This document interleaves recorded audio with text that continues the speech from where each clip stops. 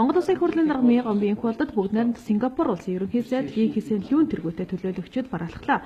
Улсдынхэнд бүгд найрамд Сингапур улсын ерөнхий сайд Ли Кисен Лүүн улсын их хурлын даргын хуралдыг цаг гарган хүлээн авч олсонд талархал илэрхийлээд энэ уулзалтын өмнө Монгол Улсын ерөнхийлөгчид бараалхан Монгол Улсын ерөнхий сайдтай уулзалтыг дуулгасан.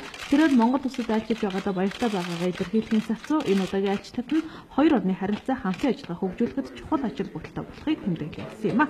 Монгол Улсын их хурлын даргын хуралд хэлэхдээ бүгд найрамд Сингапур улсын ерөнхий сайд танд анх удаа уулзаж танилцаж байгаатай баяртай байна хэмээгээд Монгол Улсад хийж байгаа айлчлал ASEAN-ын дээд хэмжээний уулзалтанд оролцож байгаа нь хоёр орны харилцаа хамтын ажиллагааны түүхэнд чухал үүрэг гүйцэтгэнэ гэдэгт илэрхийлэхгүй байна. Сингапур улс бол ASEAN-ын үйл ажиллагаанд нэгтгэвтэй байр суурь эзэлдэг улсаараа юм. Монгол улс бүгд найрамд Сингапур улстай харилцан ашигтай хоёр талын ашиг сонирхолд нийцсэн доктортой худалдаа эдийн засгийн хамтын ажиллагаа хөгжүүлэхийг эрмэлзэж байгаа.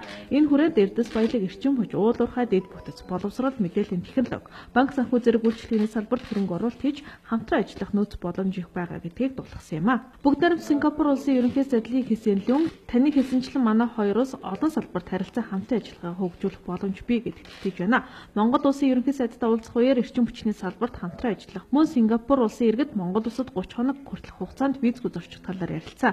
Ойрын хугацаанд шийдэгдэн хэмээн найдаж байна. Түүнчлэн энэ удаагийн айлчлалын бүрэлдэхүүнд бизнесийн төлөөлөгчид багцсан цаашид бизнесийн хүрээнд хамтран ажиллах боломж нөхцөлийн талаар судлах юм гэлээ. Улсын их хурлын даргын хурал Монгол улс Сингапур улстай уулуурхай салбарт хамтран ажиллахад бэлэн байгаа төдийгүй аялал жуулчлал, боловсрол зэрэг бусад салбарт хамтран ажиллах боломж байгаа гэдгийг дурдсан юм а.